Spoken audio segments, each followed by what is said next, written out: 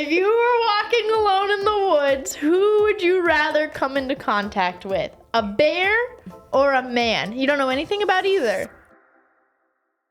Babbel's quick 10-minute lessons are handcrafted by over 200 language experts to help you start speaking a new language in as little as 3 weeks. So here's a special limited time deal for our listeners. Right now, get up to 60% off on your Babbel subscription, but only for our listeners at babbel.com/Rebecca. Get up to 60% off at babbel.com/Rebecca. Spelled BABBEL.com/Rebecca. Rules and restrictions may apply. Bombas just dropped a bunch of absurdly soft new socks, tees, and undergarments to help you get that drawer in a little bit of a better place. They've obsessed over details like foot-hugging honeycomb arch supports, anti-blister tabs, and cushioned footbeds that feel like pillows on your feet. Get comfy this spring and give back with Bombas. Head over to bombas.com/Rebecca for 20% off on your first purchase. That's BOMBAS.com/Rebecca. That's BOMBAS.com/Rebecca and use code Rebecca at checkout. Introducing ZocDoc, a place where you can find and book doctors who will make you feel comfortable and actually listen to you. ZocDoc is a free app and website where you can search and compare highly rated in-network doctors near you and instantly book appointments with them online. Go to ZocDoc.com/Rebecca and download the ZocDoc app for free. Then find and book a top-rated doctor today. That's ZocDoc.com/Rebecca. I'm just kind of a dummy with a camera. That's how And I was a TV host on QVC. I love that so much. Like, you have the voice what for made it. me really aware of the. Well, we'll talk about it later. No. We can start right now. Yeah. We don't need to. Yeah, we started. That's a good start. It's okay. I made Greg start by saying like really weird British phrases. Oh, I don't know those. That was our episode. We were doing like the differences of living like in America versus in that's England. right. You did. I did see that on your Instagram. So I made him do that. Okay. Well, being a host on national TV where you're like in over 100 million homes, it's a lot of homes. It was a lot of homes. I don't know if it accounted for that much cable cutting, but anyways, but it did make me aware of some creepy aspects of humanity, some unwelcoming aspects. Yes. Yeah. No, I feel way that. worse than social media, by the way, because millions of followers on social media, not a single creep. Couple. Really? Not a single one. I think you'd maybe be one. Maybe Have you one. looked on Reddit? No. Don't. Okay. There was. Oh my gosh, Reddit stresses me out, man. But I am on Rate My Feet or whatever that site is. Yeah. I do have an A rating. Just, I don't know what your rating is, but so just saying. I once told my husband, I was like, did you know, like, a lot of people are telling me, this was years ago, I was like, apparently, like, so many people say that they would pay so much money for photos of my feet. In no hesitation, he goes, you got some ugly feet, man. He said, oh, never mind, okay. But when I like discovered what Reddit was, I would like every now and then just search my name to see like were people like hating me for any reason? Like, did I mess something up? Did I like, cause you never know, like sometimes there are things that you don't realize that you do that's like a faux pas or something. And I just always wanted to be aware. Yeah. And then I found like a page, just like a Rebecca Rogers page. A hater page, a fan page? I thought it was going to be a snark page, right? Because, like, those snark pages are, like, just dedicated to hating these people. And then I clicked on it, and, like, I wish I could burn my eyes out of their sockets. Oh, my God. What? So, yeah, I hear you on creepy. Yeah, please continue. Go on. Yeah, maybe. Well, actually, you know what? It is a good idea to look yourself up online and see what pops up. Aware. I haven't come across Reddit stuff yet, but you know, it never hurts. Maybe I don't want to put that out there. Don't. Now I'm gonna look. I'm gonna let you know. So, like, you started out as a TV host, and you just became aware of like the world's not very friendly. The world is a little suspicious and questionable. And you have since become, like, an expert on, like, safety.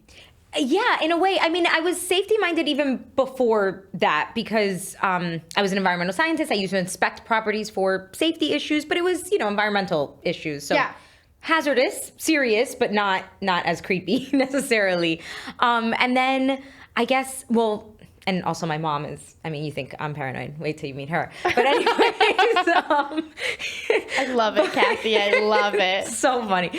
But then going on national TV, the station that I worked for didn't scrub any of our data from the internet, and we would get messages all day long and threats all day long. And some of the cases, not with me, but some of the cases did end up in national news where the FBI was involved and stuff. So I was aware of not just myself, but all of my colleagues. And it just made me, and we received training. We had former NSA and all these kinds of people come in and train us. And so it just made me, I guess, dots started connecting for me at that time. I should also mention that my dad also works in tech.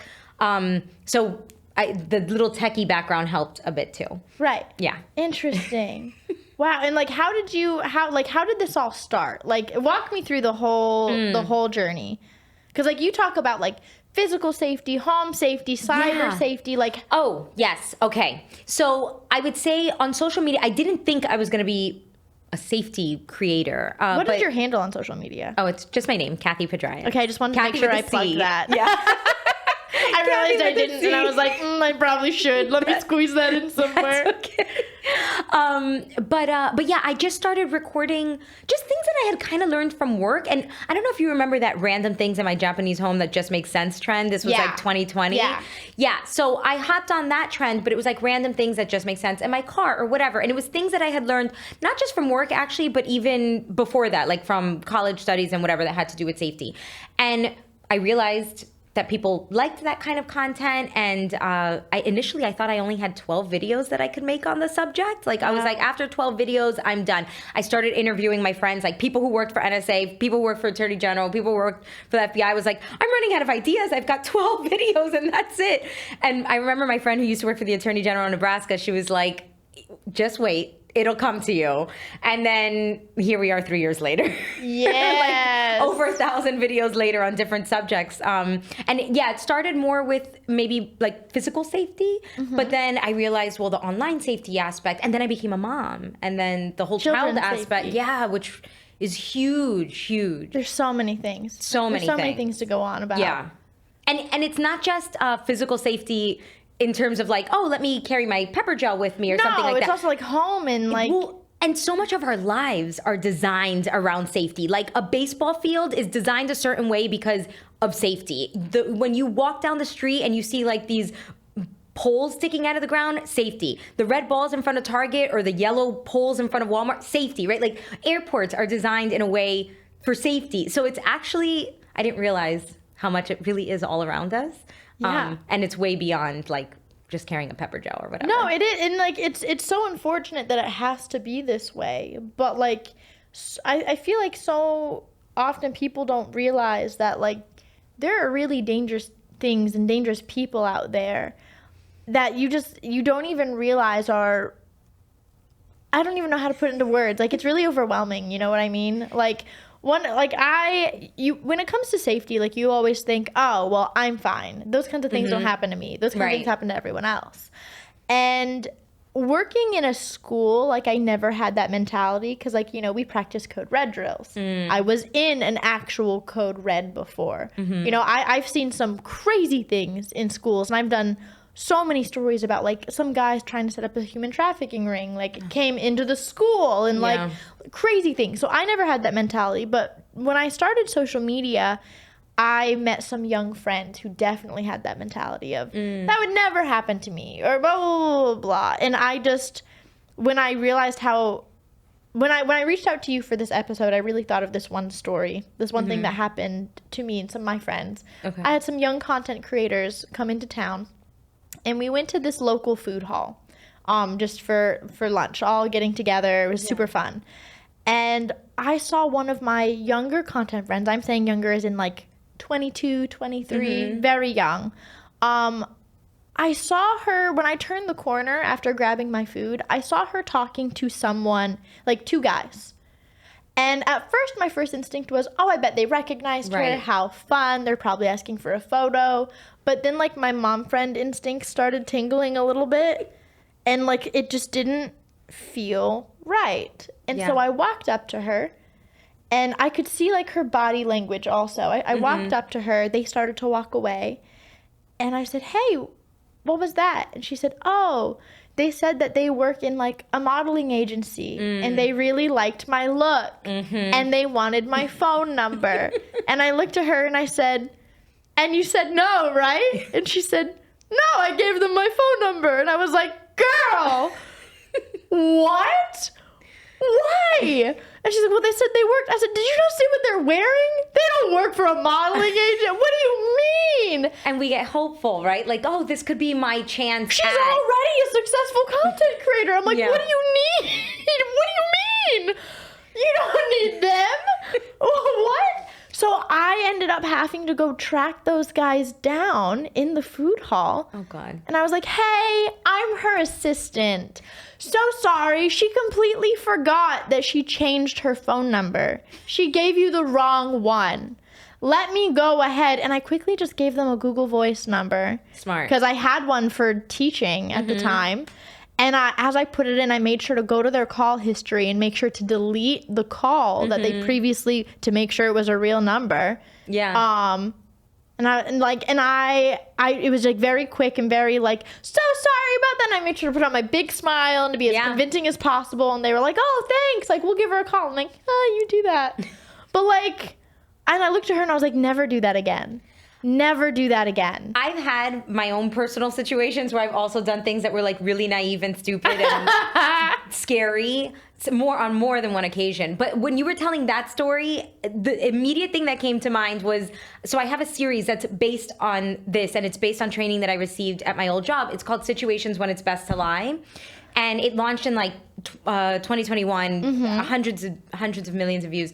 But we were taught in this situation at work, we were taught, like, you know, you might be recognized in public. People might ask you things like, oh, do you live in the neighborhood or whatever? And you don't want to be rude because, you know, they're fans and you're representing the station and all of that. But you also need to be really conscious of like not giving away too much information. And so when you were saying that these people approached her in the food hall, that's immediately what came to mind, is people asking like, oh my God, are you in town? Where are you staying? Blah, blah, blah. Now your story took a different direction. But one of the things that I do use all the time is Google Voice numbers, and even cell phone carriers like, you know, AT&T, Verizon, whatever, they even have their own apps that's kind of like a Google Voice also, where, you know, you could do similar things. But yeah, that's one of the things that I think everybody should do. Your phone number is tied to so much information. And I mean, in my case, for example, I haven't changed my phone number since it's my first phone number that I've ever received in my life. So it is tied to everything in my life, every medical bill, every online account that I've signed up for. And now that I'm older and wiser, you know, I'm a bit more conscious of that. Like I'll use, when I sign up for accounts and things like that, I use different email addresses, or I'll do the, you know, my email plus, I don't know, I keep bringing up Walmart, but let's say I'm shopping at Walmart, plus Walmart for the account. Like I'll do things like that to just kind of, it doesn't make it anonymous, but it just makes it a little harder for all the data points to link together. And I definitely don't use my my phone number on a lot of stuff. And you know when you're like getting packages mailed to your house and sometimes it'll ask you for the phone, 0000. If they ask me for like a specific number, I just make it up because of this. But yeah, a big proponent of using like Google Voice or any other like voice over IP service. 1 in 5 Americans have learn a new language on their bucket list. And if that's you, make 2024 the year you finally cross that off your list with Babbel. Babbel's quick 10-minute lessons are handcrafted by over 200 language experts to help you start speaking a new language in as little as 3 weeks. I can't tell you how much I regret not sticking with French when I was a kid. But now, thanks to Babbel, I can go back and relearn. Studies from Yale, Michigan State, and a lot of other top universities prove that Babbel is better. One study shows that using Babbel for 15 hours is about the equivalent of attending 1 semester of a college class.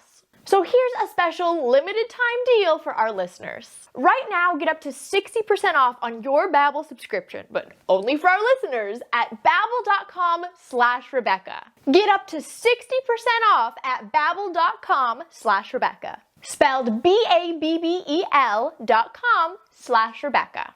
Rules and restrictions may apply.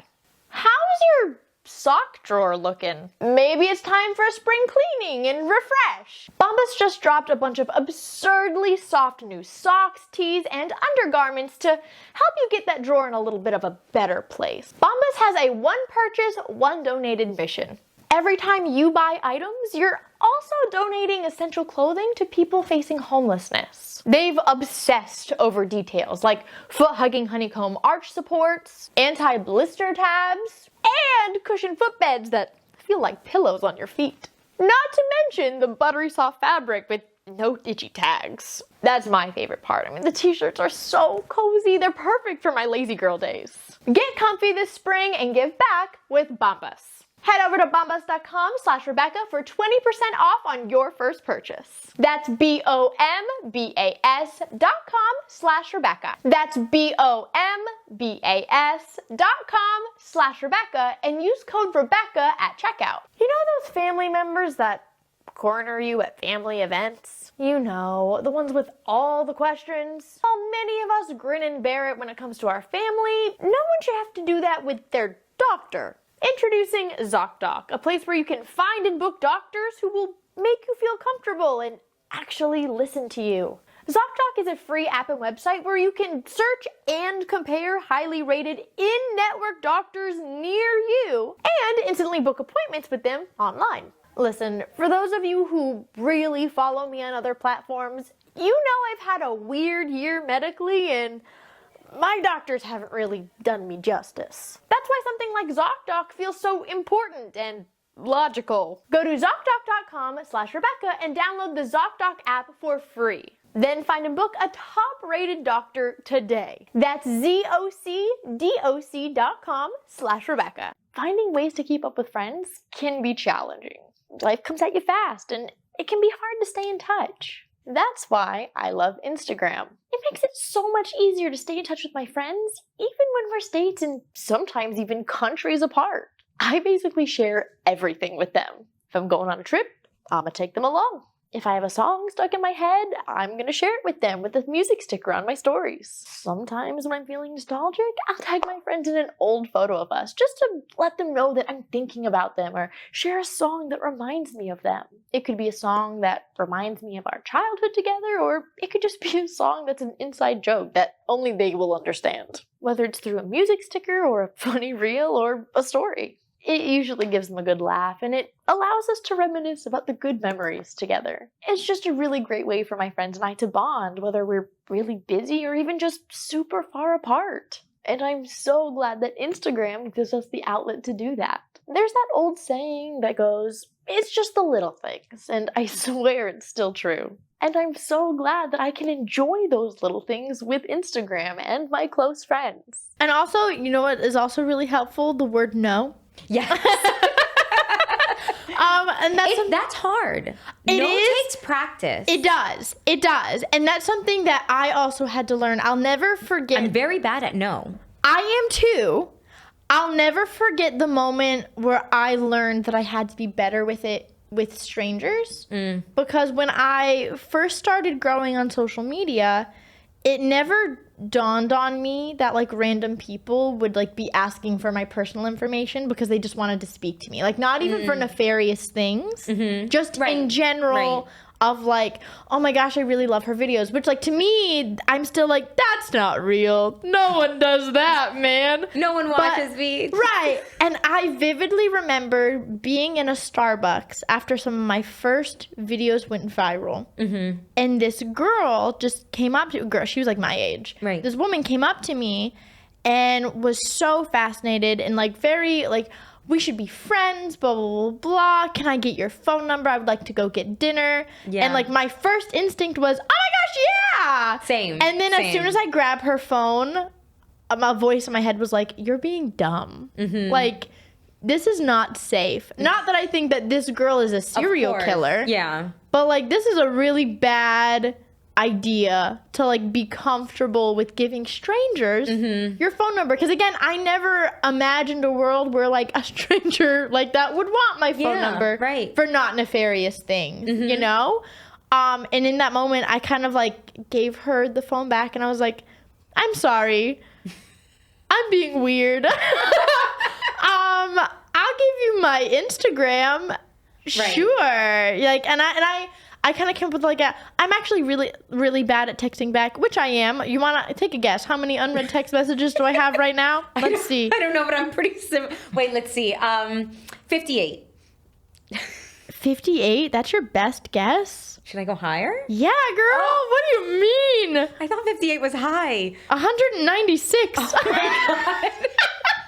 So, like, it was not a lie. I'm like, I'm really bad at texting. You should totally just send me an Instagram message. And she was like, okay. And, like, it didn't even faze her. That made me feel so much better. But that was the moment that I was like, I gotta practice no, man. It's hard. And also, it's a fine line, right? Because... you know, we also are in a place in the world where a lot of people are struggling to make friends, right? We have like this epidemic of loneliness. And I have made friends through Instagram, but we start slow, right? Yes. Like you DM, you meet up for coffee, you catch up a couple times, then you trust each other and you exchange numbers. I mean, this girl who I met on Instagram, I went to her wedding, right? Like we became friends, and like I went to her bachelorette party, super, super pregnant. But anyways, but yeah, we became close friends from Instagram. But we started slow. Like there was a level of comfort that we had to build up. Right, absolutely. Yeah. Do you have any, like when it comes to, because I want to go through like all the different aspects of different types of safety. Right, yeah, there's so many. Sorry, I was about to hiccup and I didn't, but it's fine. I was like preparing for it and it just didn't come. But do you have any like other really big tips on like in-person safety, stranger danger, like being out around the world? Like what are some really big ones that women, people in general, but especially women, 'cause like it's scary out there. I'm 5 foot exact. I could get kidnapped so easily. Like, whether they're trying to woman nap me or kidnap me and just got it wrong. I don't know. Like, there are options here. I think actually we've talked about a really big one, which is, you know, the being able to say no. Yeah. Or if you can't, like I can't. I have such a hard time with that. That's where, like, the excuses come in handy. And practicing it, because you don't want to be caught off guard and then not know what to say. So just, you know, practice, like, what am I going to say if somebody asks me if I live in the area, where am I staying, or whatever. Just have it ready, because those questions come up. And usually, like you said, usually they are innocent. But you still, one thing leads to another. You never know. I've had innocent conversations get dark very quickly just because, you know, you rejected some we've watched dude or Criminal whatever. Minds, okay? I haven't. You haven't? This is your job and you haven't seen Criminal Minds? I haven't. I'm very sensitive, and I can't watch things that are too scary because they stay with me forever. Oh, I watch that stuff to go to sleep. No, I can't. I'm a true crime girly. Yeah, I can't. I try, but that's okay. And then I go down these. I also get like very obsessive. So I'll go down these rabbit holes and read up every single detail on and I just can't. I do too, but I love it, and I shouldn't. I don't love it. I get scared, but I love it. No, I don't love it. I gotta like protect my I get that. Okay. My little person. Okay. We've seen Criminal Minds. Yeah. We have seen. Okay. We know.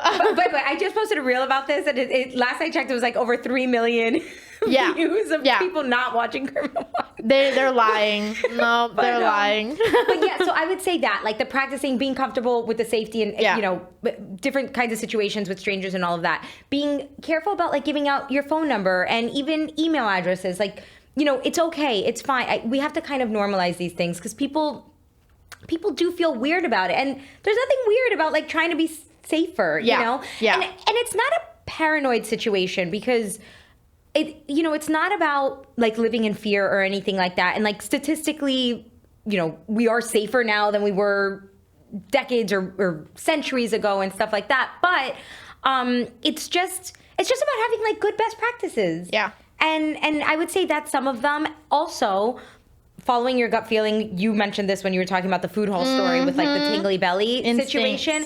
I don't know if enough people take like self-defense classes or like basic first aid classes just to know. I mean, these are things that can really help you react to different types of situations, whether it's a safety situation or even something like more simple. For example, so I did like 14 years of martial arts, and I was walking down a hall once, and I noticed some kids like kind of pulling a guitar, and I was like, oh, I don't like this. Like, somebody's gonna let go of that guitar, it's gonna come flying right. Situational awareness, that's a big one, right? Like, I'm walking down the hall, I spot this potential risky situation right away. Sure enough, like, the thing that I thought was gonna happen, the guitar getting let go, it came flying right towards my head. I ducked and missed it. But I was prepared because I was aware of my surroundings. I already knew, like, this looks a little risky. Those were the kids that stood out to me, right? Not anyone else on the street of the hallway or whatever. So anyways, like, just being aware of your surroundings. And it seems really simple, but those types of things really make a huge difference. Something as simple as like locking your door or locking your car makes a huge difference. And then, of course, you know, you can graduate to carrying certain tools or whatever based on your comfort level. No, I think that makes sense. I had, you kind of put it in my brain, like situational or environmental awareness, like just kind of being aware of where you are, what's happening around you. I was in a bachelorette party in September. We went to Savannah, Georgia. Oh, and it was very fun. Yeah. And we stayed out way too late this one night. And as we were walking back to our Airbnb, some of the girls in our group became very nervous and very skittish. And I'm someone that, like, I travel alone by myself very often. I used to for work. So I'm always very aware of my surroundings. I'm always very aware of who's walking around me. I'm always very aware of, is anyone watching me walk or anything like that. Same. My head's on a swivel, right, like, all the time. And I just remember telling them, I'm like, you guys need to calm down, because the more fidgety and the more panic you look, are making you a little bit more obvious. Like, you're drawing more attention to yourselves. So, like, be aware, take a deep breath, stop, calm down. Yeah. Like, you can be aware, but the more panicked you look, the more attention you are. And you're not from New York? Because this is, like, very New York. Well, I was born in Kingston. But I was only here for 2 years, so I don't claim it. Okay. But I've traveled by myself very often for 3 years. Not only that, I've always been very small. I'm only 5 foot tall. I'm very little. I have been in situations in my life that I'm like, okay, I need to be aware of my surroundings. By the way, how messed up is it that everybody has been in situations in their life? Like, I mean, I don't know about everybody. Every woman I talk to has definitely been in situations in their life. What is that? Like, ridiculous. It's the whole thing about the man and the bear. Oh, that's right. The man and the bear. If you were walking alone in the woods, who would you rather come into contact with? A bear or a man? You don't know anything about either. Yeah. Bear or man? I've thought a lot about this because I see people, you know, talking about it on social media, and my instinct is bear. Yeah. Right?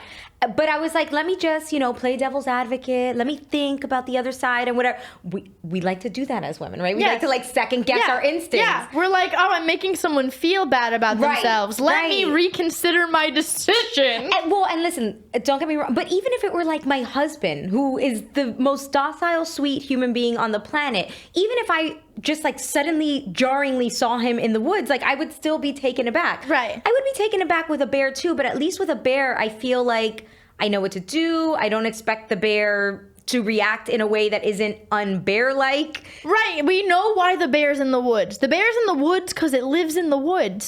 The bear's walking around in the woods because that's what it does every day of its life. Right. Bear doesn't care about us. Is it looking for people? No. Would it attack a person that it felt was threatening her cubs or her house? 1,000%. Yeah. So would a mama bear human if she thought that you were a threat to her people. Like, one of the worst mistakes a criminal could do is go after a mom. Oh, yeah, right. Right. Off limits. Like, I mean, or you're asking for it. It's like, it's crazy to me, it's so weird to me, the dudes that take it upon themselves to be offended for all men by, like, what do you mean you're gonna pick the bear? You're why. First of all, you are why. The fact that it offends you so severely that I would rather take my chances with a bear than you shows your red flags and shows that I made the right choice. Yeah, and it's commentary, right, on everything that a lot of women, not just women, you know, like you said earlier, there's obviously other people too, but a lot of women struggle with this, like, and men don't think about who am I going to run into in the woods, but there's women who avoid jogging in the woods for for that same reason. If the whole issue of like in a hypothetical situation, you picked a bear over me makes you that angry, right? That I don't want to see what happens when you get rejected by a woman. Oh. I don't want to see what happens when you really lose your cool about something. Like your anger issues over a stupid hypothetical situation. Yeah. Where like it makes sense. No, I don't know if you're a regular dude or a serial killer, so I'm gonna go with the bear, who I know isn't either of those. And the green flag reaction in that scenario would be like, I'm so sorry. Like, I'm sorry. Right. Like that must be awful. Right. And the red flag situation is getting mad over a hypothetical, not real, no one's doing anything to you. And if that's what makes you so mad that you're ranting and screaming and insulting women on the internet, then you have the kind of anger issues that are why women are picking the bear. Right. Right. I actually saw, oh my gosh, I made a video because it was too good to pass up. It was so funny. This one woman was asking, like, men, if your little daughter was in the woods with, would you rather her come into contact with a grown man or a bear? You don't know anything about either. Mm-hmm. Just what would you rather? What would make you more comfortable? And this guy stitched the video and was, you need to check your privilege because my mom was actually mauled by a bear. Oh, and she was so injured and you don't understand the privilege. Like, you're picking the bear because you don't understand the privilege of not being mauled by a bear. And like she was attacked and she was injured, and so I stitched it and I said, what was she wearing? I saw this video actually on your page. Was she wearing bear-resistant armor? Because like if she wasn't, do we know that she did? I'm not saying she did. Yeah. I'm just saying we gotta ask these questions before we condemn the bear. It's only fair, you know? And so many people were so mad, and I'm like, it's infuriating, isn't it? Yeah, and I mean, actually, in New York City, they had an exhibit on what people have worn during times of assault. I don't know if you saw. Wait, what? It was like in 2021. I think it was at, I don't want to say, I thought it was FIT, but maybe not. It was a whole exhibit about things that people were wearing during times of assault, and they are not the things that you know. It was okay. Not, yeah, it was not. No. It was not an exhibit of all like, you know, look at this bikini tops and whatever. Skirt, yeah. It was like hoodies, diapers. Oh. Yeah, like really just intense. Normal clothes, just normal, very intense. There was a TikTok that went viral about that exhibit like a while back. This is maybe 2021, but I think at least for me helped put into perspective when people talk about what they're wearing or not wearing or whatever. Seeing that like visually, I don't know. It just it changed that aspect, that argument for me. Not that I was a proponent of that argument to begin with, but it really put it into perspective. Yes, like I think case. One of the arguments that like kills me, because like obviously I got a lot of dudes comment on that one video. They were not happy. A lot of really amazing men thought it was so funny. Yeah, and like they got the joke. They got it. That's important too, right? Like not always the loudest voices are representative. Right. It's the smallest mind. Just because the dudes that are well, I don't even know if I want to say this. Never mind. I'm just going to scratch that. Anyways, some of the dudes that were just really bothered by this video were like, well, and no one listens to the men. Like, men get assaulted too, and blah, blah, blah, blah. And, like, you don't ever want to listen to the guys. And then so my response is like, okay, so listen to them. Yeah. Like, what do you think you're doing? Like, listen to them. Well, what do you mean? And unfortunately, it's usually men that are just missing them. I don't. Men are just missing other men, so listen to them. Well, I think also attacking other men, like I'm pretty sure I read a statistic on that, and I don't think I'm incorrect in saying that usually the people that harm other men are also so men. Stop hurting your own. Usually, yeah. Crazy. So, do you have like any products that you recommend for like women, but like people in general, but also women like in public. I think one of my favorites actually is the pepper gel because it's so easy, right? Like, and it's one of those things that could be used indoors. Like pepper spray really shouldn't be, right? It's spreading. It's like your hairspray. Like it's aerosol. It's getting all over the place. But pepper gel is like your hair gel. Like it's more sticky, and you could get a little bit more distance on it too. So I feel like I really like that one, but I know that doesn't work for people under like certain ages and stuff like that. In certain states, there might be, restrictions. So I always go back to like the training situation. There are also the alarms, those like personal alarms that are really loud. That's a good non-violent, they're not that pepper gel is violent, but it's a little bit more defensive. But that's another good one that like literally anybody can use. Doesn't matter, your age or whatever. But if I had to choose one item that I really like that isn't, too specific, I would say the gel. And then if you do want to get some training, I have there's like some pretty cool like home self-defense tools that aren't just firearms. That one people know, and obviously it changes based on your states and stuff like that. But there's like pepper spray guns, like and it launches a little pepper spray pellet from like 150 feet. So, which is pretty cool. Like, if you're, again, maybe not comfortable, it could do some damage. Like, say you hit near the eye or a sensitive area. Like, it's basically, think of like a paintball, right? It's essentially a paintball gun with pepper spray. Right. But that's kind of cool, too, for homes. And then, of course, they have, like, the taser devices, like, literally the ones that cops use. Right. But that, I think you need some training on, because you have to understand, like, how the currents work and where to hit, and I feel like it's important to get training, but at least like the pepper gel, they do have little training sprays for that too. But I just think it's like a lower barrier to entry, like not, I think it's easier to use than some of the other stuff. You made me think of like a little thing that happened to me, and it was such a simple moment. And okay, I'll just tell you the story. Yeah, I'm like I don't know how to like set it up properly. But for Christmas 2 years ago, my soon-to-be sister-in-law at the time, she's now my sister-in-law. At the time, she was my soon-to-be sister-in-law, and we were never very close. But she got me one of those keychains. The sound one? Yeah, the sound self-defense ones. And she's like, I just know you've been traveling by yourself, and I thought this might be really helpful. I thought you might need it.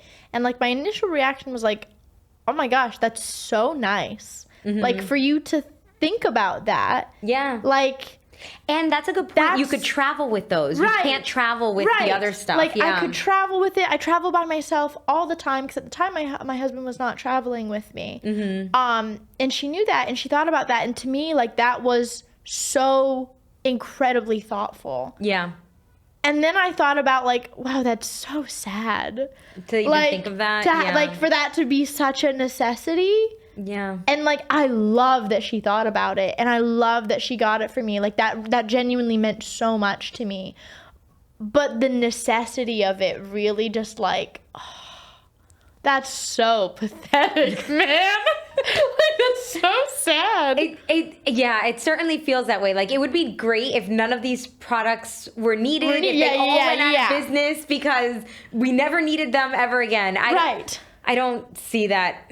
Well, not anytime soon. People are why we can't have nice things. But are there any? So, like, moving on from like traveling and just being out in the wild. Like when it comes to home safety, it is the wild out there. People are wild, man. If it's public and there are people I don't know, that's the wild. It's so true, especially in like big cities like New York City or something. Yeah, like literally. I mean, I think one of the craziest things I've seen riding the subway in New York City, and what's even more crazy is that these things don't faze anyone. But I just saw a guy like eating grapes, taking matches out of his pocket, lighting the matches, and flicking them around the train. And we were just like, well, no. We died today. Like this is we just all switched cars and continued same train, right? Like nothing you just get out of the car and move on. Anyways, literally right before I walked into this building, I was literally at the coffee shop right next door, and like I was on the end. So like basically they had a long booth along the wall and just multiple tables set up, right? And all of a sudden, these two guys come in one's holding like a really big bag. I don't know what's in it. That always makes me uneasy. Oh God, great. Okay, And, great safety tip. Look at hands. Yeah. I always look at hands when, yes. Well, they came over and like, I'm on the edge of this booth, right? There's nowhere else. And he just sets the bag right down next to me and sits like on the edge. And like, there's like not even a foot of space between us. And I'm just like, oh, this is it, man. This is it. Okay. And then like, he just sits there for 15 seconds and then gets up and leaves. And I'm like, God, I hate New York, man. I've had this happen too, just driving once. I saw somebody crossing, I forget what they were holding. It was something, a crowbar or something, like something kind of normal, and they were just helping. I think somebody had like a roadside emergency situation. They were just helping. But when they were crossing, the first thing that I saw was like long pointy things sticking out.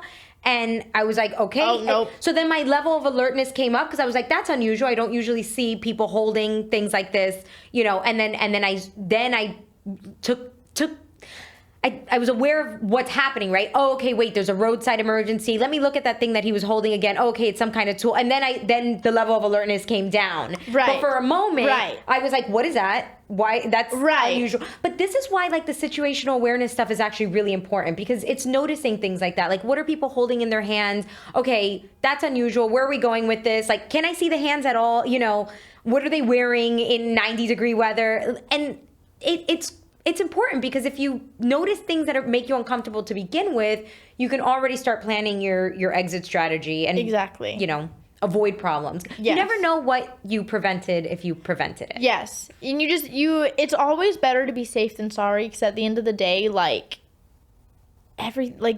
just being safe and being okay and not being like, you don't know what other people's intentions are. And it's just better to be safe than sorry. Like, I don't want to see you on a milk jug, man. Yeah. Do they still do that? I mean, you work probably in school systems no, they recently, don't. but, I didn't want to say like Dateline. Yeah. You know, the other thing too that I think, especially like post-pandemic, it seems like energy is heightened, tensions are heightened for various reasons, and it seems like people are more willing to fight and argue about like really, sometimes really dumb things. Yes. And I feel like, since we're talking safety, like, take a step back from that. Let them have the win. Like, don't worry about it. Yes. I feel like COVID, like the COVID as long as they're not hurting somebody else, you know, like as long as it's just like somebody mumbling to themselves and they're not hurting anybody. There are ways to be like bystanders and stuff like that, but de-escalating is like in the best interest for everybody. Like, your ego is not more important than like staying safe and being okay and getting back home to your families. Like, I feel like the lockdowns either really mellowed people out or really intensified their personalities. I think it like for me, I feel like it mellowed me out a lot. Really? Yeah. Like, not that I was, like, intense and in fighting mode, you know, like... It did make me more of, like, a couch potato. I feel like... But I don't know about mellow. I feel like temperament-wise. Like, I feel like COVID either taught people patience or made people more impatient, is, I guess, a better way to describe it. So, like, it either mellowed people out or intensified their personalities. I think for me, it might change, like, month to month. I think it definitely mellowed me out, 1,000%. Yeah. Like, I think... Before, I don't know how to describe it. I just think it mellowed me out. Maybe like more hustling. I definitely was like hustling more, but I think I don't know if I would say mellow. I don't think I'm mellow. I don't think I give the mellow vibe. Let me rephrase. I mean when it comes to like interacting with people. If that makes sense. Like when it comes to like people arguing at a store, or like when it comes to like in crisis mode, are you more mellow and are you able to de-escalate and calm, or do you get hot-headed and intense? That's what I mean. I didn't describe that well. I didn't really sleep last night. It's been a long week, you know? But that's what I mean. Like when dealing with people in crisis mode, I feel like people who are either really mellowed out or intensified. And, you know, and it could be a situation where, you know, like those videos that we see on social media, somebody's coming up to you with a camera, you're going to put the shopping cart back or whatever. No, you know, people should never like run up to someone with a camera. I hate people that do that. But it could be that, but it could even be, let's say, like in terms of talking of like de-escalation, right? It could even be something more simple, like say somebody is having a cardiac issue, they need CPR or whatever, and there's agitators around. Do this, do that, whatever. Like it's also about de-escalating those people, because when there's too much going on, it doesn't help anybody to be like in a panic mode, which is why going back to those classes, I feel like those classes really help you like anticipate these situations. So then when it does happen, you're not the person panicking that's making things worse. Yeah. No, I agree. Whether that's, fighting with somebody at a grocery store or like a first aid type of situation, but like de-escalation, I have some videos on that too. They weren't like viral or anything, but I was like, they're important. Yeah. So anyways, that's like another thing that I think also takes practice. Like when I see a lot of these videos that do go viral on social media, like when people fighting over whatever it is, like what I see is not like I'm on this person's side or that person's side or whatever. What I see generally is like a lack of empathy, a miscommunication, like lack of understanding. And some people can be completely crazy, like in these videos that you see. But I think people get, I don't know, they let themselves get like worked up by things that are meaningless. Again, as long as you're not like hurting people or something. But I can't think of a specific example right now, but I'm sure we've all seen the videos of people in different customer service situations, especially. Oh my God. Yeah. I did. I had to speak up for a flight attendant the other day because I don't know exactly. I would do that. That takes practice too. I remember what it was. The lady in the seat, like, I was on an aisle seat and she was on the other aisle seat. And she kept like dinging her button, but like as we were like taking off. And the flight attendant was like, I can't come to you right now. And like she just wanted an apple juice.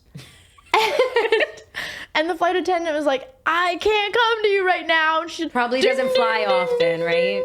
And she's being so impatient and so rude.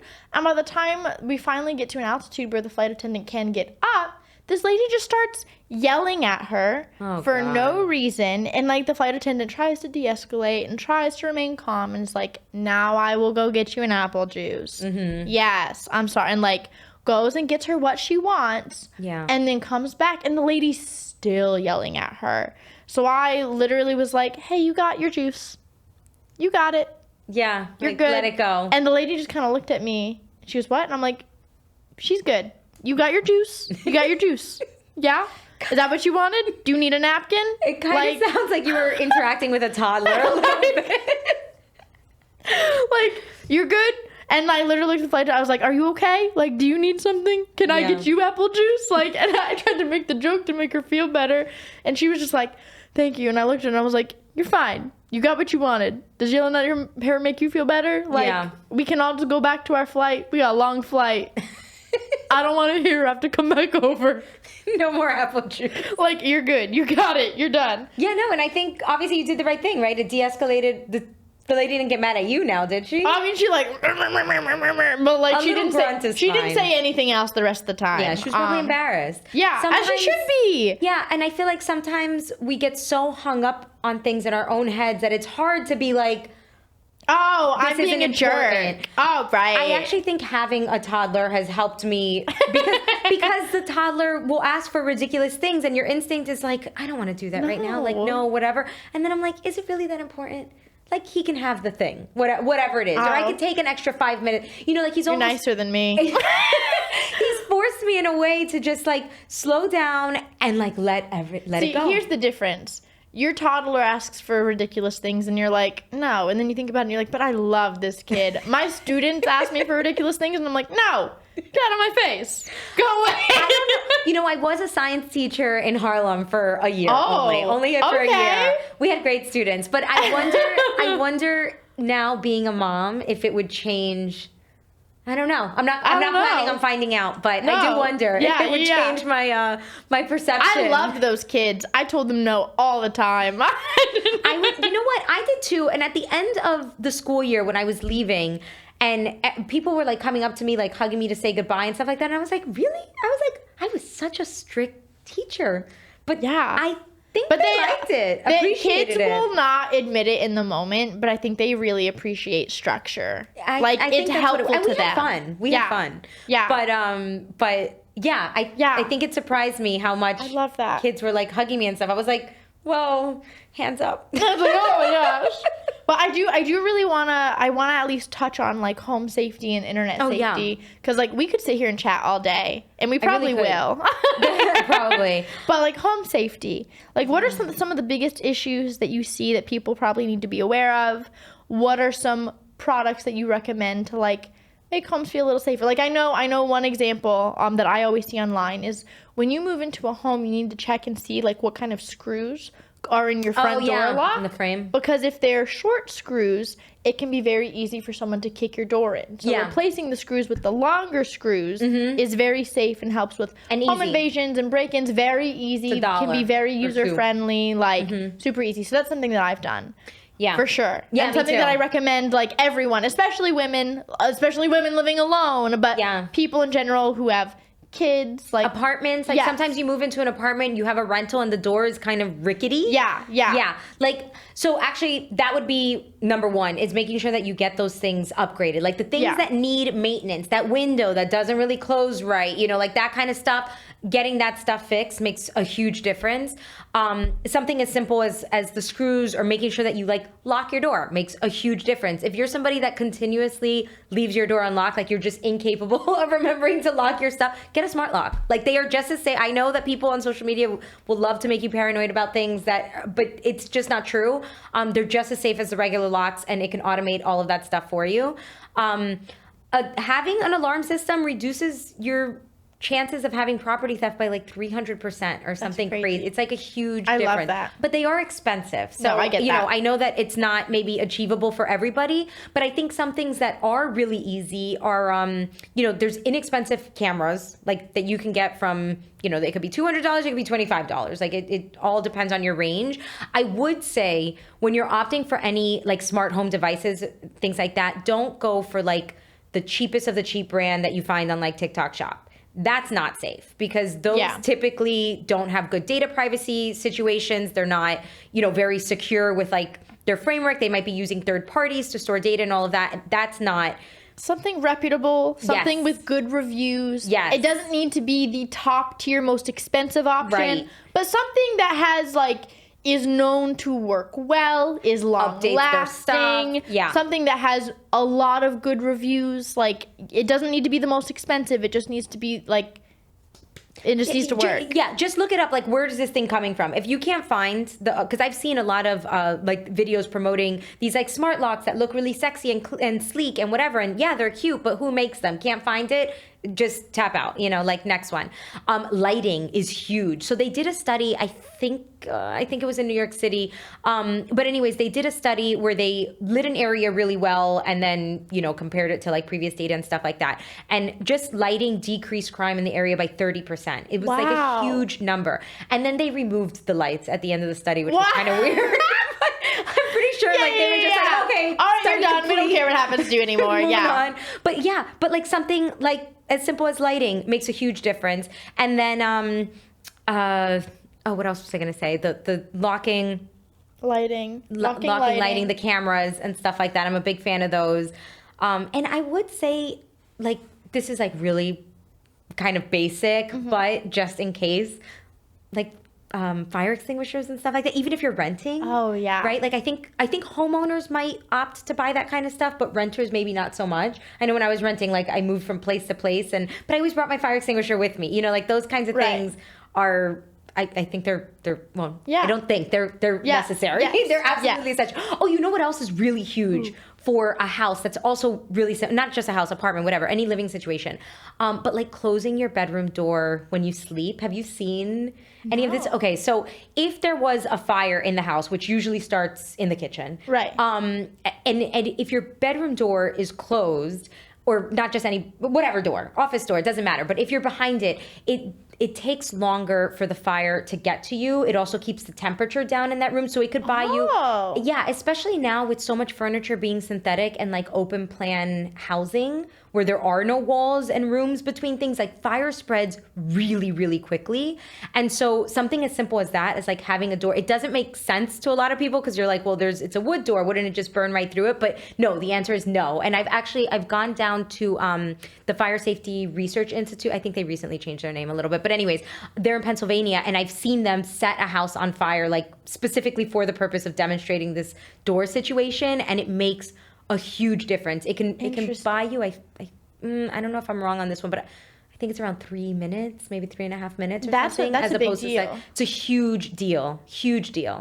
It's kind of crazy to see. But yeah, if you go, there's a whole campaign website called like Close Before You Doze or something. And there you can see videos of like the before and after. It's such a tiny, but so if you're a teenager and your parents are like, you have to leave the door open, you could be like, well, Mom, that's not safe. Yeah. And be right. And you'll be right. If there's a fire, my closed door will make me significantly safer. It's Look true. at us being good influences. I wish I had that tip with my authoritarian parents. I love that. Interesting. No, I like that a lot. And they're easy. Like, you know, there's obviously more complicated things, but I like to keep it easy because the easy stuff works. Yes. Oh, 1,000%. Yeah. I really love my Ring camera and my Ring doorbell. I have an automatic lock that like connects to my phone. And I just invested in indoor cameras. I'm not gonna lie, that was mostly so I can watch my cats when I travel. Same. But it's still safe. For pets. Yeah. Yeah.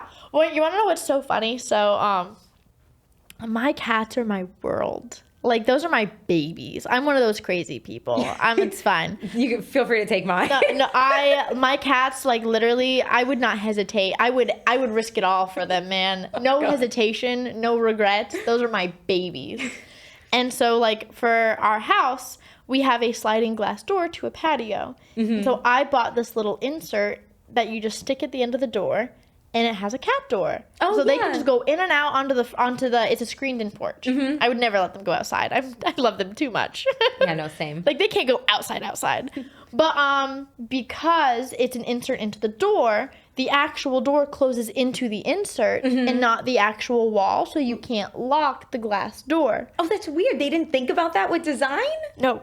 So what I did is I bought a little PVC pipe, and I measured it to the exact width of, like, on the bottom of the door. Like, so I literally just put it in the door so that it's like its own little lock. And you can't unlock it from the outside, but that's okay. You're not supposed to. Yeah, I have something similar. They're called, like, so when I grow the wood pipe or the wood dowel, that works. I have the transparent, they're just a little more sexy, but it's like the burglar bar. I saw that, but it was gonna be like $50, whereas this PVC pipe was like the same. I think I don't know. I got a pack of 2. I saw it on Amazon, and it was expensive, and I was like, oh no, I have so much PVC pipe at my parents' house. I don't need that. Mine is, but yeah, that's actually a really good point too. Is the sliding glass doors, like especially if you're on a first floor apartment situation. Listen, it's not perfect because obviously it's a big glass thing, right? But something like that is an easy deterrent. And I think that's all you can do, right? Is like you can't do 100% of anything, but you can make it a little bit harder. And usually when you make things a little bit harder, people move on to easier targets. Yes, 1,000%. The other thing actually that I got this from a detective in my town, but we were talking about, you know, good places to hide things or whatever. And he was like, well, typically when there's property theft and somebody comes into a home, they spend about 12 to 15 minutes in there. So it's not a ton of time. And they're usually going for like the usual suspects, right? I think potentially the kitchen, but definitely the main bedroom and like main closets and stuff like that. He said they're typically not going into like a kid's bedroom or something. So, you know, thinking about that, or your attic. They also apparently don't love going into basements because there isn't an easy exit. Because there's a monster down there. Well, no, you can't get out easily, right? Like, they like staying on the first floors where they can open a window and hear the police. This is what he told me.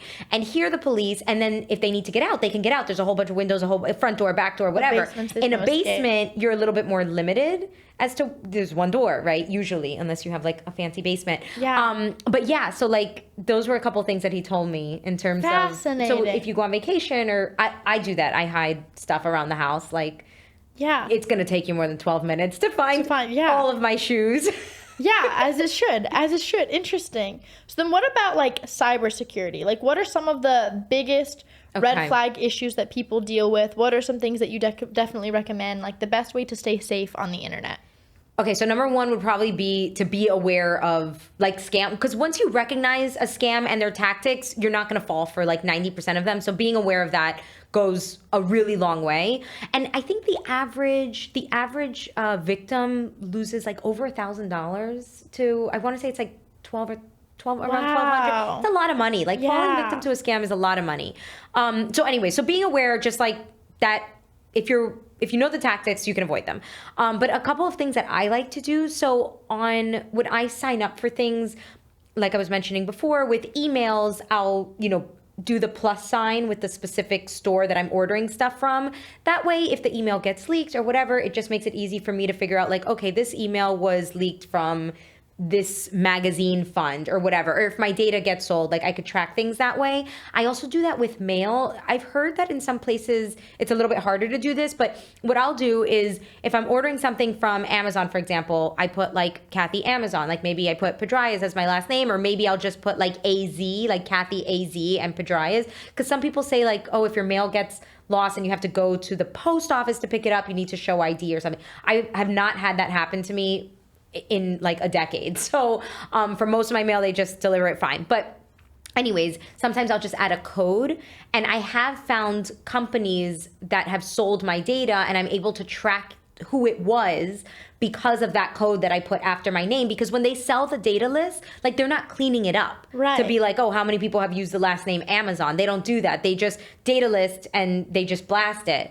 So I started getting like a bunch of junk mail, and I was able to determine like exactly who it was. And then I contacted them, about like getting my data and stuff like that removed. Now they're not required to do it. So, there's that. But I think if enough people tried to hold them accountable, it might go a long way. So I like those two little unusual tips. And then, this one I talk about all the time. It sounds almost repetitive at this point, but like perfect. Enabling like the two-factor authentication on all of your accounts, obviously strong passwords, and opting for, instead of doing like the texting the password to your phone for recovery codes and stuff like that, the authentication apps are better. Like Google has one, Microsoft has one.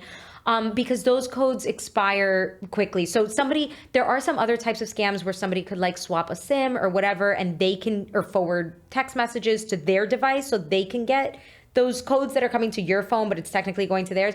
But when you have the Authenticator app, it's much harder to do that. Plus the codes expire, like, I think it's like 40, 50 seconds or something.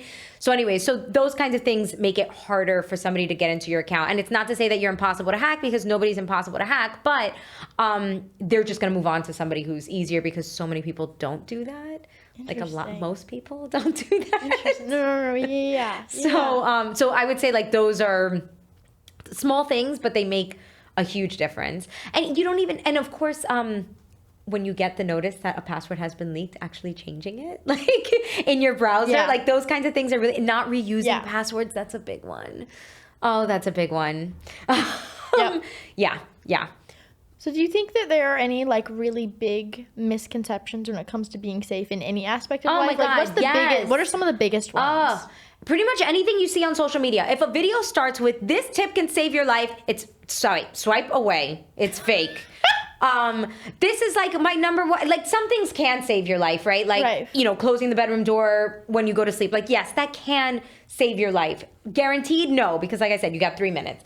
But like if a video starts like that, it's fake. If you see people, if they're just saying crazy things, like the zip tie thing, the hanger thing, the t-shirt. The what? So there's all these videos that talk about like zip ties on your car, signs on your door, chalk on the windshield of your car that'll have like an X or whatever. And people are like, oh, it means you're a female or a single or you live alone or whatever. Or like the teddy bear on the windshield. So it's like signs, like they're trying to tell you it's signs of you being traffic you or something like that. All of that stuff is fake. That's not how a majority of trafficking works. I don't think there's a single documented instance of that happening to anybody that way. Interesting. Yeah. But it's just they're urban myths that started, I don't even know. To get attention on social media. I guess that's why. I mean, it seems really like malicious to make people paranoid about things like that. But for people who really do things like trafficking and stuff like that, it's great for them, right? Because it just distracts from the real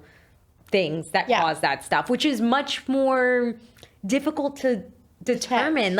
I mean, talking about online safety, if you're not just for yourself as an adult, but especially if you're a parent and you have kids that are like interacting with strangers online, which all of us do, right? That's part of being online. We all interact with strangers online.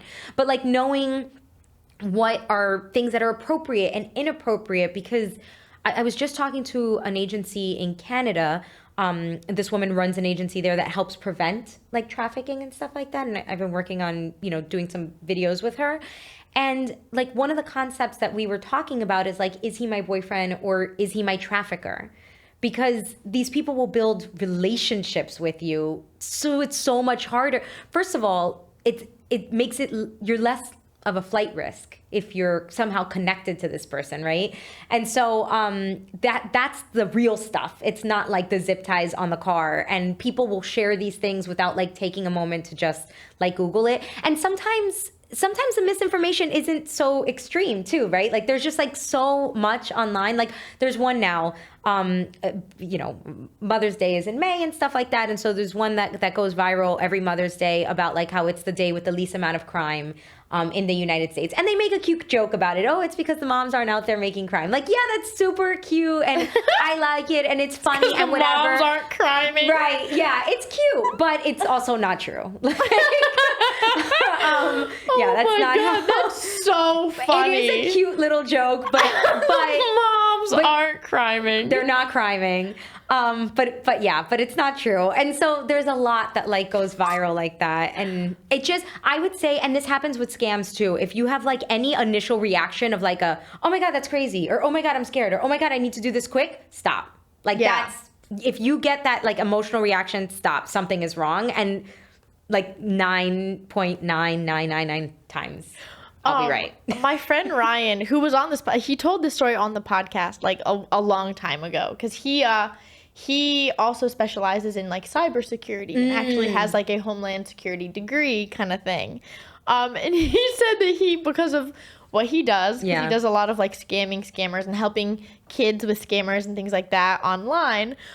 Because of his job, he gets really paranoid. Yeah. And so he once got a call for like a payment that needed to be made for medical bills. And like he was like, "Who is this?" And they're like, "Well, it's the hospital for collection." He goes, "Well, can you tell me what it was for?" And they're like, "No, HIPAA." And it was like kind of like a game of chicken of like, "Are you scamming?" And the hospital started getting a little paranoid of like, Are you scamming? And like no one would give information first. And they're like, "Sir, it's HIPAA. We cannot give you this information on the phone." This is me all the time. And he's like, "But I don't want you to scam me." They're like, "We don't know what to tell you. Do you want to come down to the hospital and do this instead?" This happens to me all the time. Actually, a really major thing, right? I wrote my book and Simon & Schuster reached out to me initially through an email. Mm-hmm. And I was like, this is fake. What is this? Yeah. They don't reach out to people to write books. So I looked up the email address. I looked up, obviously, the staff that they worked there. Then I called my friend who worked in publishing and I was like, is this real? And he was like, yeah, that happens all the time. That's totally normal. I was like, okay. I was like, step 2, I'm going to need to do a video call. Because usually, like, scammers won't want to do video. Now with AI, it's a little... They can, but usually they don't want to. A video call is typically a way. So then I had a video call and I saw that this was a real person with a real office and they weren't and based in New York City and where Simon & Schuster is. And they weren't asking me for money or transfer funds or anything like that. They were just really asking me to write a book. And so anyways, as it turned out, I wrote the book and it was published and it's on shelves. But initially I thought it was a scam and I didn't, and I've ignored so many emails because I thought they were scams. And the White House. Yes.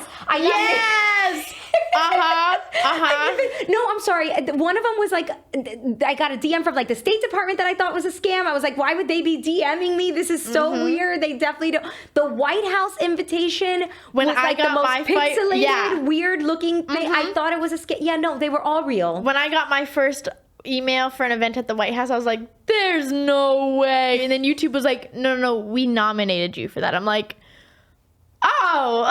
Right, but you have to, but you know what? And that's the thing is like, you can be like, oh, that's cool. Let me verify. Yes. And that's the important thing. Yes. Verify. Just be aware, you know. Yeah. Something that I did just see earlier today is I'm going to have to see if I can get my editor to put like this photo on the screen. Yeah. But when it comes to emails, a lot of scammers have been trying to clone or get like very similar email addresses to Citibank or Amazon, and you need to look at the A.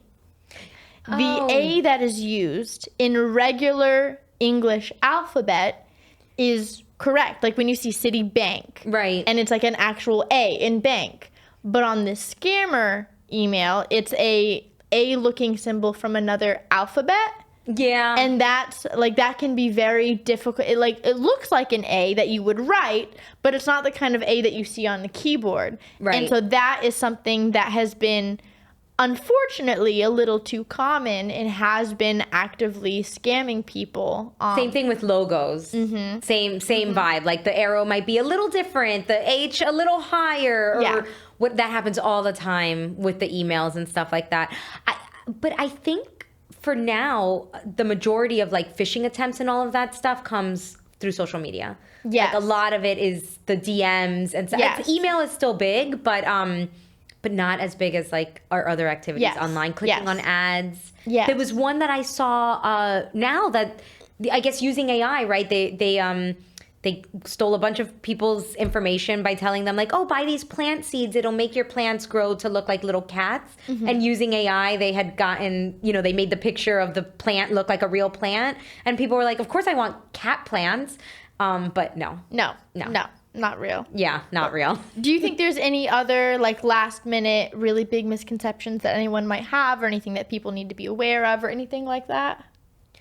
Or just keep in mind? No, I think it's important to like trust your gut and your instinct, as long as you know that your gut and instinct isn't being, and I think that's why it's important to know when people are like lying to you on social media, because that taints your gut and instinct. If you're getting like at a heightened level of fear or risk or whatever because you see a zip tie, you're not able to really read your surroundings correctly. So you're not able to like really react to real risks. And so that's, part of the problem with like misinformation or disinformation, whatever, is it takes your attention away from the things that are real, and it makes your gut less effective. And I think sometimes we see on social media these like crazy viral videos of people whose gut is a little off, like they're misreading a situation.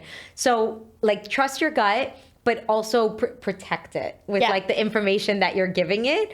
And remember that like when you are trusting your gut, it's not about necessarily fighting. If you can just de-escalate and get away from the situation, that's what's most important. Not being right, not making a video go viral, not whatever. And actually, we didn't even talk about this, but I would say also post kids online less. And when you're when you're like in public trying to take photos and videos of whatever, just be aware of like maybe not trying to capture other people's children especially, but even adult, like if you can avoid it, try to avoid. I know if you're like at the New York City Thanksgiving Day parade, there's going to be kids around and you're taking pictures of the float, like that gets a pass. I get it. But like, I think we're way too comfortable with capturing everything around us and throwing it on social media without any consideration at all of what that person might be. There could be custody situations that you don't know about. There could be adoption situations, foster situations. You just like, don't know about. Just try to be like chill. I have a very strict rule about like no minors on my page. Like when I was a teacher, I had so many students that were, I made a video. No, absolutely not. Yeah.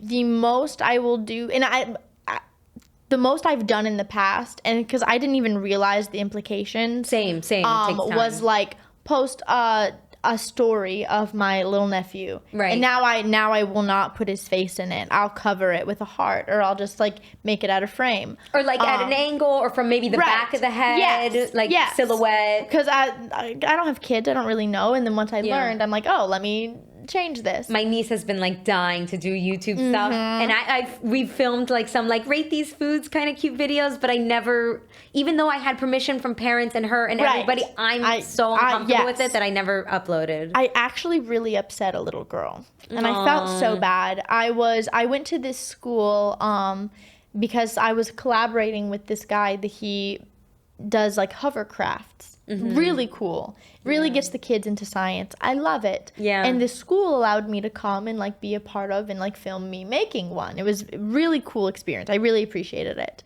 And the daughter of the teacher who was supervising me was 8 or 10 years old. And she watched my YouTube channel beforehand and was just begging to be in this video. She wanted to be shouted out. She wanted to make videos. She wanted to be involved. Yeah. And I was like, no, I'm sorry. I didn't want to explain to her there are creepy people on the internet. I'm not. Well, I think it's against certain rules. It is. And so I did blame it on YouTube. Yeah. But she was so mad at me. And I didn't know how to, like, I don't know what her mom has told her about creepy people in the world. Like, I don't want to be the one to, like, I'm not her parent. Yeah. I don't want to overstep any boundaries. But I didn't know how to explain to her that, no, it's not safe. It's not that I don't want you in my videos. Yeah. It's not that I'm trying to be mean. No, it's videos just with not kids safe. do very well. They right? do very well. But that's not what's important by the way, to me. I think they're cute too when I see like them dancing their little salsa dance. It's so cute. It's so sweet, but it's not, Eleanor Wren is a great example of it's not safe. That one's not cute. It's not cute. I mean, she's adorable. But no, that mom... I think some parents too are taking a step. You know what? It's just about awareness, right? Like when I get it, like you want to share your holiday photo or whatever. I get that, and I think I don't want to put like too much pressure on parents and whatever. I get it. Just use common sense, but just be more cautious of it. And by the way, there's actually like do reverse image searches on the things you do upload. And see if you can track down, because people will take it and put it up on blogs. And it has happened to parents where like innocent photos of their kids just sitting on the couch, like doing nothing unusual, gets put up on like these fake Instagram accounts that come up with these stories. So, creepy. If you're going to put the picture out, try to at least keep track of it. Right. And just know like who you're sharing it out to. You'll never know. Well, like I'm talking about like the parents who like have like 10 friends on Instagram. Oh yeah. But even 10 friends is like you never know. You're right. Yeah. You are right. I will make exceptions though. I'll say I let the grandparents, like they can post their annual photo or wwhatever. Because again, picking your battles, de-escalation, right? Like I just bless. And there are private accounts. I'm just like whatever. But everybody has their own comfort levels. Right. But I Everyone think has their own boundaries. Posting, like at least when it's your kid, there are obviously best practices, but it's your kid. But I think strangers doing it to other people's kids. Yeah, it's weird. It's just weird. It's weird. Creepy. And it's going to come up a lot with Halloween, with the Ring doorbell camera candy situation. I hate those videos. They're cute. I get it. Their costumes are cute. The little cute kids saying cute little things is adorable. It's not your kid and you're, like... You don't have permission to put other people's kids on the internet. Ring candy kid photos for Halloween. No, I didn't even think about that. That's a really good point. But it's a huge trend that happens every year at Halloween. No, and it shouldn't. It shouldn't. I don't think it's right. So use common sense. That's all we're saying. Or more like treat other people the way you would want to be thereed, right? Like there are going to be some people that are like, I don't care. Okay, so use common sense. Don't be dumb. They're not your kids. You don't get an opinion. Exactly. Like I don't know how else to like be more clear on that. But there's a lot that in this like issue when it comes to safety. There's a lot of awareness, and nobody's going to be perfect. But I think if you're just aware and we learn new things every day. Yeah. Every day things are going to change. And as long as you're just open to learning. Yeah. You're never too old to learn anything. Yeah. I say that all the time. We're not perfect. I'm not perfect. Nobody's perfect. And like, you don't feel guilty if you've uploaded a picture of your niece or whatever, But it's just, I think about being aware. I love that. Yeah. Thank you so much for hanging out with me today. I had so much fun. I feel like I learned a lot too. I did too. Yeah, no, this is good. This is good. We should go get dinner. Yeah, let's go. We're going to have fun. And thank you guys so much for hanging out with us. Sorry you can't come to dinner. I feel like there's a Chipotle across the street. That sounds really good. But I hope you guys have a great rest of your day and hope to see y'all next week. Bye, my lovelies. finding ways to keep up with friends can be challenging. Life comes at you fast, and it can be hard to stay in touch. That's why I love Instagram. Sometimes when I'm feeling nostalgic, I'll tag my friends in an old photo of us just to let them know that I'm thinking about them or share a song that reminds me of them. And I'm so glad that Instagram gives us the outlet to do that. There's that old saying that goes, "It's just the little things," and I swear it's still true. And I'm so glad that I can enjoy those little things with Instagram and my close friends.